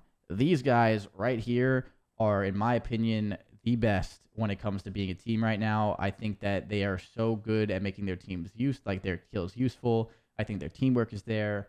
I think Toronto does the intangibles that a lot of teams don't do outside of the game as well. When it comes to being a team, they're really, really composed. I love everything about Toronto. I said this last year. I'll say it again. I think they're fucking amazing. We played them well last year, but I think they're such a tough team to beat. I love the way they approach the game. Just some of the stuff they do outside of practice. And, they're just a good team, dude. I think they have their heads on straight. I think they're one of the few teams that take it really, really, really seriously outside of just practicing and showing up the scrims, and I think it shows in their teamwork. So I think this team's awesome. Turn around a slow start to the year at S&D. this is actually something that you wouldn't really notice. Like, I wouldn't be worried about Toronto. If they're a good S&D team, they'll be a good S&D team. They'll just have to turn it around. It's kind of like us right now with control. We're usually really good at control. We suck at it right now. We'll figure it out. So, still, good stuff. And take advantage of control mastery. 3-1, winning 59% of the rounds. Yeah, dude. Toronto is a great team. Keys to victory for LIG. Combined hardpoint success from the opening weekend. Went 4-0. Obviously, you're going to need to keep that. I know they lose a very close one, so they don't keep that key to victory, but they lose a close one. It's going to happen. Find a way to break down Toronto setups and hardpoint. Ultra holding 89% of the hills. Bro, that's what I'm saying. Their teamwork and the way they're using their kills right now is incredible. So this is really, really tough. I would say, like, I don't really like this key to victory because what they're saying is, like, be able to break the unbreakable is what they're saying. Basically, the way I would word this is you better make sure you're out rotating Toronto, because if you're not, you fucking lost. That's kind of how I view that. You know what I mean? You guys see that? Like, this is kind of saying, like, Ultra's holding 90% of the hills. You have a 90% chance that you're not gonna break. With that being said, break the unbreakable. I personally think this just means that they, like, you know, LAG better be ahead of rotation. I think that's how that should have been worded. Translate first blood success to round wins in S&D. Yep, okay. Hard points, Berlin, okay. Gavutu, okay. So you're playing Tuscan hard, okay. Bocage, Desert Siege, Gavutu, okay. Fair vetoes, nothing really to see. All right, so this is probably the turning point right here. I don't like when this happens. This makes it mixy, and it's also a lot harder to practice these scenarios because it happens in practice, and you know you'll see these scenarios in practice happen, just not nearly as much. So when this scenario happens in a match, it's like tough. You know what I mean? Like, it's like you've been in it in practice, but you've never been in it too much as a serious scenario. You'll see this happen a lot probably on this map this year, but this just makes it weird because this is such a hard situation to practice for. So this kind of just sucks for both teams. LAG will have to try to stop this one. It's only going to be a 4-point game. If they can hold this time, if they can win these one, let's see how they lose this. Exactly that. Great plays coming all right. from LAG. 5 more points away from taking this advantage for themselves. Kleenex tried to make the long route. He gets picked off as well. Back and forth we go. 2 points now. LAG trying to do everything they can, being aware of now the fact that the clock sits in their favor. Back and forth we go inside a barn. It's a 1v1 trade. LAG remaining. Holy shit, this guy just got a blessed spawn. How do they lose this? How does LAG lose this? 16 seconds left. LAG. Ah, he went tunnel. But he still gets the kill. They're going to cut him down, right? LAG on this side. You have to try to play your life and allow your teams to try to set up a pinch. But Toronto, they're holding this to the T. They should be able to take the lead here. This could be the play. This could be the play. They may not know. Damn, LAG set up for greatness right here. Finding a few nice kills there toward the front. Asim is going to have to reveal his cards, but is he going to even have that opportunity? That's tough, dude. That was just big plays out of them. LAG low-key kind of got blessed at the end right there, too, with number 3 spawning there. Yeah, that sucks. They just lose gunfights. Oh, wait, hold up.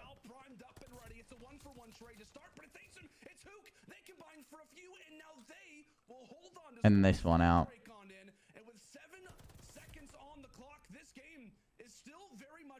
What is number 4 doing? Oh, yeah, he died. Never mind. Wait, oh. Yeah, no, that wasn't really number 4's fault. That was just tough. Like, here, the reason why I said that, I thought number 4 was going to try and take the back spawns, but at the same time, he needs to cut to the hill because they're going to lose. Like, this is a scenario that just makes it really fucking confusing. It really just comes down to number 3 gets that blessed spawn, and they just don't win the fights. Like, it's kind of tough. But it sucks, though. It sucks, though, like, just to point this out. This is why the spawns in this game are weird. Yo, Jimbo with the big tier 3, I fucking love you. 21 months. Thank you so much. Everyone show some love to fucking big Jimbo. But, dude, look at this. Like, 1, 2, 3, 4. If one of these Toronto players happened to squad spawn in the back, like while one of them is up, they would have continuously spawned in the back, and then probably LAG probably wins this game or has a really, really good opportunity to win this game. But instead, since they got 4 dead simultaneously and not a single member of Toronto is up, the spawn system doesn't work as squad spawns anymore. The spawn system is going to work differently, where it's going to spawn them farther out away from the hill because like they're closer to the back than they are. And then look, Toronto spawns here.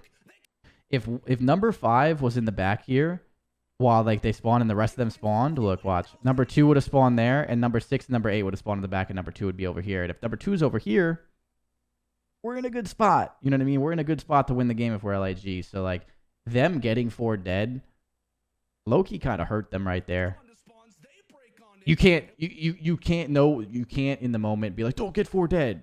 You know what I mean? So I'm not critiquing LIG when I say that. I'm just pointing out that like I personally think the silliness of getting 4 dead sometimes is that like the way this game works. So yeah, that's just tough. And then like Slasher makes a play in the back. Does he get a kill? Slasher gets the kill, but they just lose fights. So yeah, that's just tough, dude. The spawn system kind of screwed him at the end right there. Here we go. Toronto not being good at S&D, but they win 4-6 here. So Ultra wins this defense, and that's kind of probably the turning point of this game. So let's see.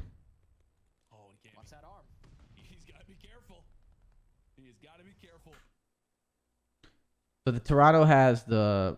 Oh, no. Hook has streaks. So Hook has streaks and they lose this defense. Gunless just can't die here then. How does Gunless die? If they have streaks like this, why is Gunless challenging their side? He's got to be careful. That fight right here, while Hook calls a streak, is the mistake that they... Because if they could win this defense and then they have an offense next round, realistically, they can go up 4-3. You know what I'm saying? Or 4-2 or whatever. You know what I'm saying? No, that would be 4-3. I'm sorry. But like instead, they go up 4-2. He can't die during that streak. That sucks. I don't know how he died. It looks like Kleenex killed him with a sub, though, so I don't know how that happens. Because then, like, look, it's a 3-on-3, but then Bans pushes in and kills him, and, like, yeah, dude. That's the mistake. This is the turning point round right here. The swing round right here, because then Toronto wins this, and now Toronto just won an offense. And now Toronto has a defense. But if you kind of keep trading your offenses, you know what I mean? No, sorry, no. Fucking Toronto now has a defense. And, yeah, they could have used this, because who wins this round? Does Toronto go up 5-2? Oh, wow. Yeah, no. That's tough, though, dude. You can't, like, that round, losing that round is really, really shitty for LAG. Because LAG wins this, yeah, dude. You can't lose that with streaks. Like, this could be 4-4 right now. You know what I mean? Obviously, what ifs never work in competitive. You guys know that. I'm just kind of just being critical. But, yeah, that streak, when you have those streaks, you can't lose that. And then they win this, too. It's like, yeah, dude. That haunts them. That sucks. Really all I was going to say. So, yeah, Toronto win that round when streaks are against him. Personally, I think that's pretty shitty. That sucks for LAG. They go up 2-0. And these are close maps. Like, LAG could have won 2 of these maps, so I wouldn't be too upset if you're an LAG fan. You know, like, they played well against probably the best team in the game. Them and Seattle are looking like, 1 and 2. All right. And then Ultra goes up 2-0 here. And LAG brings it back 2-2. And then who has defense right now? Toronto has defense. Toronto has defense 2-2. Again, the percentages are in their favor to win. They end up winning it. GG. Yeah. Close games at LAG. LAG obviously could have muscled out these 3 maps potentially, so that's not like a loss to really be like super upset with. Losing sucks in general, so you're never going to be happy with it, but still, that's fine. Here we go. Royalty is now in place of Neptune. So New York starts 0-2, and then they drop Neptune and they pick up Royalty. I'm going to defend Royalty. Royalty does not play well in this match at all. I'm not a big fan of using ping as an excuse, but when you're the only player in the lobby with like, a 40+ ping, you're at a disadvantage, and it kind of sucks. Like, you can win as a team, but like, Royalty is his first match in New York. He's playing against LA Thieves, and I'm pretty sure like Kenny tweeted it out. So Kenny literally tweets out, also feel bad for Royalty. That server was not okay for him. I'm assuming he'll eventually move though. I'm pretty sure Kenny was on like not Kenny. Royalty was like on a really high ping compared to everyone, because I'm pretty sure he's from like Canada. And so like, yeah, he was in the blender for this match. So I'll defend him for this first match. I don't think he played very well. The statistics of this match, Royalty had a 0.7. The rest of New York had 0.8s. So no one really played that well in New York, but it's his debut. He plays bad. I'm sure people had something to say. He was on a bad ping. We'll give him another chance. Yeah, he's been around for a while. Royalty's been around for a while. He's been around since like AW. He's been playing Call of Duty for a long time. He's been he's considered an explosive player if you guys don't really know much about Royalty. He's considered a very explosive player. He won Challengers Champs in 2020. So he has this start. The New York Subliners have been struggling in general. So he's in a tough situation to start everything with them. And he doesn't play that well. Give him another shot. That's all I'm saying. But yeah, he took a place Neptune. Neptune obviously got dropped after the 2 matches. I already put my opinion out there already, but I've seen a lot of people saying it's like a too quick of a reaction to drop Neptune. I'm not coming at Neptune when I say this because I don't know the ins and outs of their team. But you have to remember, chat, if you were scrimming for months, like for 2 or 3 months before matches, and you were not playing well in scrims over and over and over and over and over again, you could probably make an assessment that if you have 2 bad matches, you're going to be in a situation where you probably want to make that. I don't think New York jumped to conclusions by making that decision. Maybe it was the wrong person. I'm not saying it was the right person, but if you're struggling in scrims, which I'm assuming they were, I don't think it's too early of a decision to make that, because you have to remember, you don't really want to start all the way in the back of the standings. You can. It doesn't really matter. At the end of the day, if you want to win champs and stuff and you want to do that, you obviously have to beat everybody anyway. So if you want to be a true winner, it doesn't matter what seed you have. But having the first seed, the second seed, the third seed is always really helpful. So you don't want to start really far behind and then have a chance of not qualifying at champs, et cetera, et cetera. So I don't think New York jumped the gun. Is it the right person to make the change? We'll have to find out and obviously wait and see. But Royalty takes the place in Neptune, and they play this match. They don't have a very easy match. I don't know if this is considered the truth here, but LA Thieves is the best hardpoint team in the game. I want to say that is true. I think they have the best hardpoint record in the game right now. Is that true? I don't know. If it's not the best, it's got to be top 2. That's off the top of my head. I can be wrong on that. But LA Thieves is a really hard matchup to start up against. So LA Thieves, has the keys to victory. Envoy needs to be better in search, figure out early season control woes. Yeah, they weren't playing good in control. It's kind of the same similar style that we're having right now. And then execute as a team against unfamiliar New York roster. Duh. How much does KD matter? That's a whole nother topic to talk about. KD matters to a certain extent, but KD also stems from how your team plays Call of Duty. If your team plays Call of Duty the wrong way, your KD is set up for failure a lot of the time. So, and also sometimes you can have a good KD and be the absolute biggest detriment to your team. There is so much more to that conversation. But KD does matter to a certain extent. Like, you can't just go in there and have a 0.5. It doesn't matter. But that 0.5 can be caused by a lot of other issues that have nothing to do with your talent. You know what I mean? So that's a very, very, very, very in-depth question, in my opinion. And people kind of, if you've known me throughout the years, there's a lot to be said on that. So KD can be very deceiving, but it also can tell a very true story. Like, you can't be an AR player and just have a 0.5 KD. That means you're not doing something right. You know what I'm saying? Like, there's some, but the way your team is playing could be putting you in positions that you're not in advantageous gunfights, what a lot of other ARs are. You know, so there's definitely two sides to that story, and it takes a long time where you'd have to like kind of break down the team in depth and like go really far into it, in my opinion. That's how I've always viewed it. Some people don't agree with me. Don't care. All right. Bocage Hardpoint. So they veto Berlin. See, this is weird.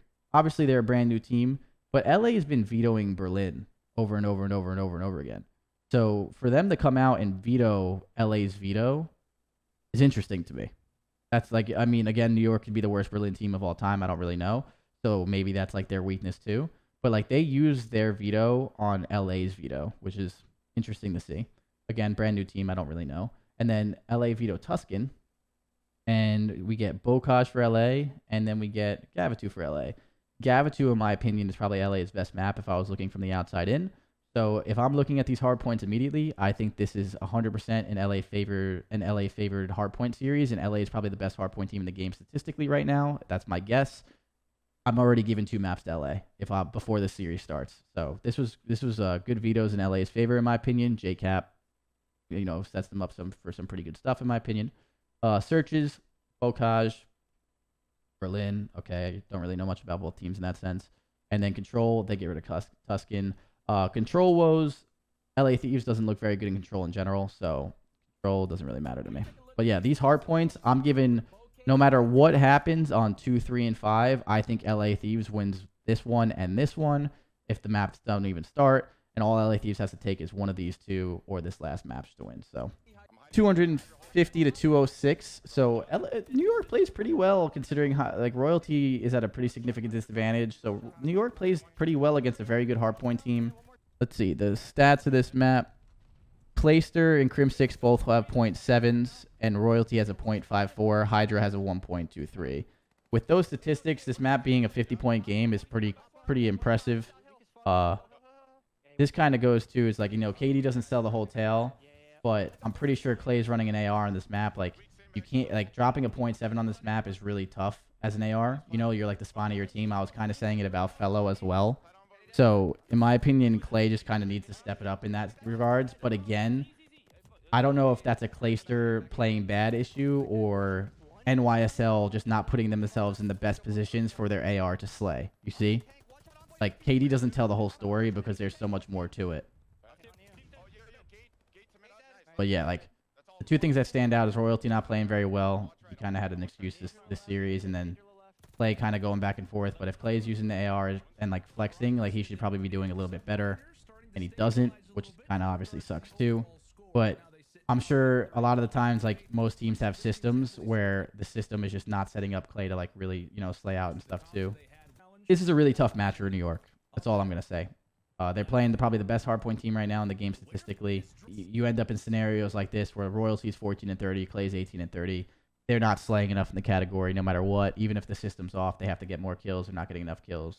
You're going to lose. So this was more or less just like a hard match for New York. They kind of regain at both hard points, but they lose, and it's all good. Let's see. Search and destroy wise.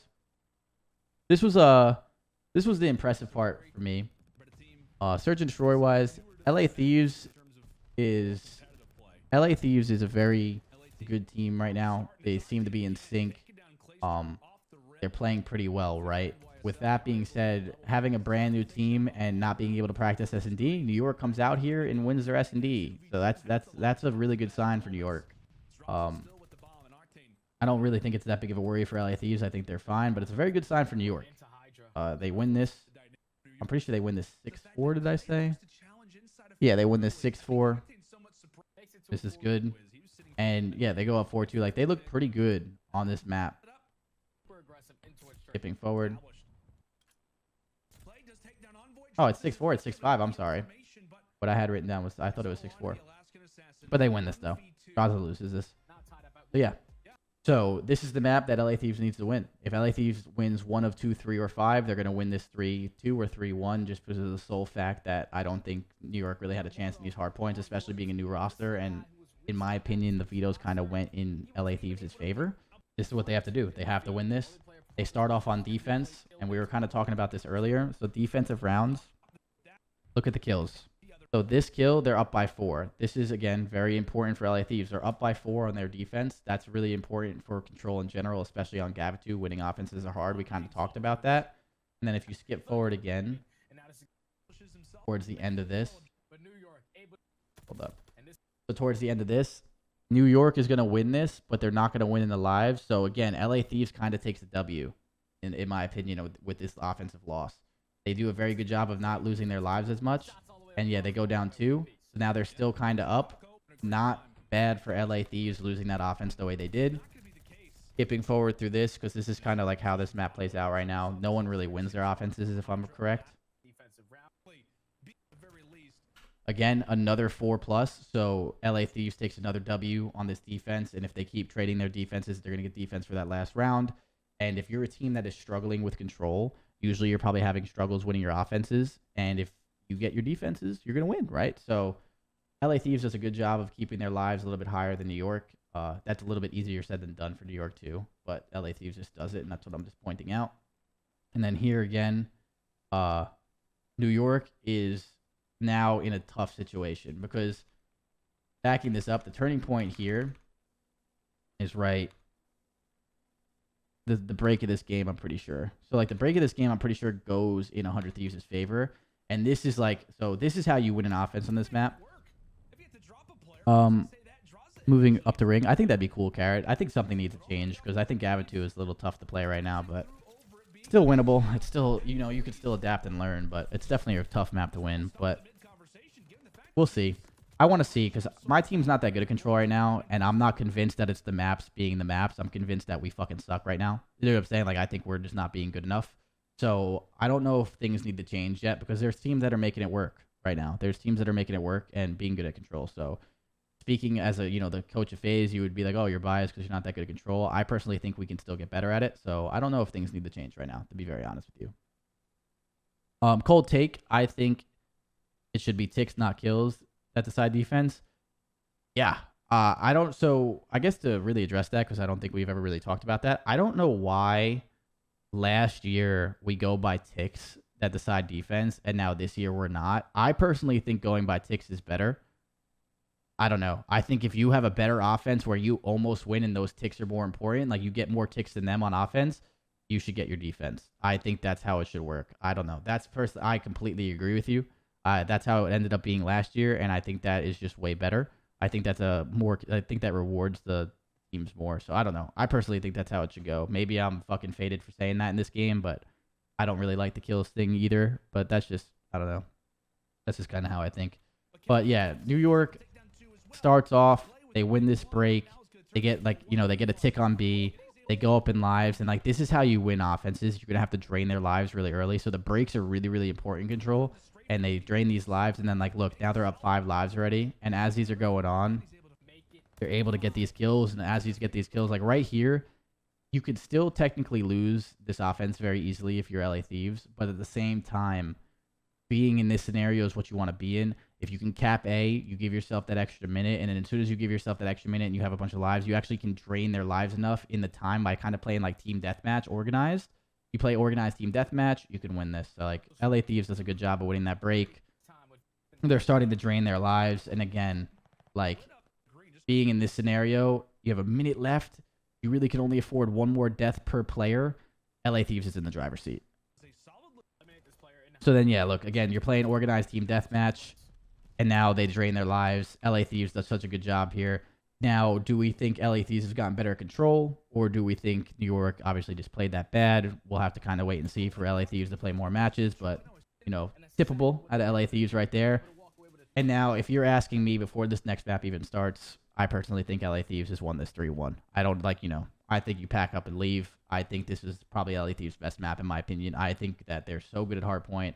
I think they're organized. Even when we played them, I was giving them fucking credit. This is kind of the game set match. So you can see this. The break goes in LA Thieves' favor. It's 118 to 41. Yeah, New York brings this back, but bro, once you have to play catch up like this, it is really hard to play catch up and then stay ahead. New York does bring it back, which is really, really good, and I'll show you the turning point here. The turning point right here is right here. Watch. So they get these kills, and they hold majority of that time, and then they also kill this guy in the back. I'm pretty sure they kill this guy in the back, or do they spawn? Yes, they spawn back here with squad spawns. They kill this guy in the back. And now, right here, if you're New York, you get 60 points. You can bring this right back. So, New York does play catch-up, and they do a very good job at, kind of resetting. But it's still so hard to reset and then, keep that momentum. So, you skip forward through here. That was the turning point of the way they played that. They played a really good rotation to B5. And, yeah, they play catch-up. Now, look again. 100 Thieves in the driver's seat again because they were playing catch-up. And, it's just kind of tough. Yeah, they did do a good job with that, Tay, but it's still, they play, catch up, and they do a good job. They, weather the storm, but, Thieves is putting bodies all over their side of the map. They're going to, kind of go ahead again here. And then New York, brings it back. But still, you're always in that hole, and as you're in that hole, they're just trying to get that, one hill to, really put them over the edge. They can't really do it. And then, again, they're kind of just trading points here and there. But if they started off that start a little better, they still would have been good, but I don't know. I just think LA Thieves at this map is really, really good. I don't know New York statistics, so I could be obviously wrong where New York might be insane at this map, and I don't know. But LA Thieves is just such a good hardpoint team in general. LA Thieves is really good at this. LA Thieves is really good at getting these kills and then pushing out and putting bodies on your spawn. They're so ruthless on this map of just being in your face and being annoying. I think that's a really big credit to Envoy specifically. Obviously, their coaching staff too. They're a very, very smart team. All these players are really smart. Their coaching staff's really smart. But just in general, they're really good at hardpoint and making their kills useful. Like, if you notice, every time LA Thieves gets a couple dead, they're always in your face and they're always playing really, really well. And it's really hard for you to, like, obviously break and regain. So LA Thieves just keeps applying the pressure. This right here, where New York can obviously bring her back. Let's see what happens. How does New York spawn out right there? That gunfight's big. If number 4 wins number 7, they probably keep those spawns. So number 7, which is Kenny, wins a really key matchup to spawn them out. New York still regains. And even with New York regaining here, they should be able to hold this from the front and then obviously have P4. In my opinion right now, New York should win this. New York should really go massively up right here. So I wonder what happens. Yeah, New York, this is like where New York can take over. So this is the turning point of the game. They finally get that lead. You know, they play catch up. They finally come back. So New York just gets mowed down. Kenny runs right through the middle of the map right here. Kenny gets a 1 kill. Kenny gets 2 kills. Yeah, Kenny just runs through the middle of the map and gets a 2-piece. Yeah, like this next hill is tough. Like LA Thieves can't do this.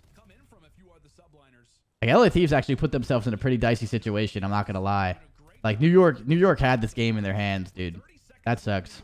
Because the thing is like now that Thieves is holding this from the front and they're actually winning this hill somehow, you go back, like Thieves is going to start spawning over here, and now this is kind of game, set, and match, right? Like, New York still flips the spawn somehow, like.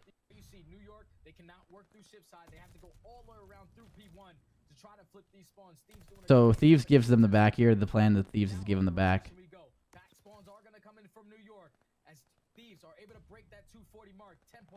Yeah. Like, dude, Thieves still gives them the spawn. Like, dude, New York had a couple opportunities to wow. Obviously, it's very hard for New York to win this. They just need 8 points. But, yeah, dude, New York could have won this. This is impressive out of New York because, again, I really think LA Thieves is very, very good at hardpoint, especially at this map. So, New York doesn't start with that fucking massive hole. They played this pretty well, but, yeah. So it really comes down to New York just can't start with a massive hole like that. That just sucks. They put themselves at a really big disadvantage against a team that's really not going to let you kind of come back like that. Thieves actually kind of struggled a little bit and let them come back, but still, you're not going to really get a win against a team like Thieves in Hardpoint right now if you start that slow, no matter who you are. I would say, you know, outside of that break, New York plays this map pretty well, so they look pretty good. It's really hard to judge them with Royalty because they haven't had a lot of practice with them, and he's got to get his ass down to Texas or something with those ping issues. I'm pretty sure he was struggling with that. And then in general, we'll see how they kind of progress as a team. Maybe this is the player that they needed to have better vibes and better practice. You don't really know. Can't really judge them. But again, LA Thieves goes 2-0 in Hardpoint again. I think NY played well considering the situation. Yes, I agree with you, Wizit. Thieves look really good in Hardpoint. And that's really kind of it for them. The last thing we can really do is predict the matches for today. We have Saturday, February 12th. We have ROKKR versus London Royal Ravens, Paris versus Texas, Atlanta FaZe versus Boston Breach, and LA Thieves versus Florida Mutineers. Minnesota ROKKR versus London Royal Ravens. This is a good match. What do you guys think, dude? I think Royal Ravens win this 3-1, or Minnesota wins this 3-2. I think if it goes Game 5, I personally think ROKKR wins 3-2. But I think if London can sneak out the respawns, I think that London will win this 3-1. So this is like this can go either way. That's obviously not the best prediction, but those would be my predictions for that. Paris Legion versus Optic Texas. I'm going Texas. I think Texas 3-0. I think Texas, yeah, they're 0-2. Yeah, they struggled, blah, blah, blah. I said this last week. I'll say it again. I think Texas right now, if you're a Texas fan, you're fine. I personally think Texas wins this 3-0. I'm pretty sure Paris has just been struggling. They don't look like they're on form. I don't think Texas's 0-2 start is that big of a deal. I think Texas wins this. I don't know. I don't think that's that crazy to say. Your Game Fuel marquee matchup, which is Atlanta FaZe versus Boston Breach. I'm not going to predict this one. Obviously, I'm biased. I hope we win. Duh. You know what I mean? So I'm just going to skip over that for myself. You guys can predict whatever you want. LA Thieves versus Florida Mutineers. I think LA Thieves wins this again. I think Florida looks a little iffy, but at the same time, Florida can come out and slay and do their thing. I just feel like right now, Los Angeles Thieves is just... I think they're going to take this 3-1. And the reason why... I just feel like Los Angeles Thieves is so organized as a team right now. It looks like on all their hard points, they're organized on how they want to break. They're organized on how they want to hold. They're really good at, you know, applying pressure to the other team. And then in searches and even in controls right now, it looks like they just have a plan where their practice is making them better. I'll give this LA Thieves 3-1. Florida is a good team. They can come out hot, but I think Thieves is going to have this. So I'm going to go 3-1 Ravens, 3-0 Texas, skipping over my match because obviously I'm always going to want a 3-0 phase, you know, but you know, that doesn't count for me because I'm biased. And then Los Angeles Thieves and Florida Mutineers, I'm going to say 3-1.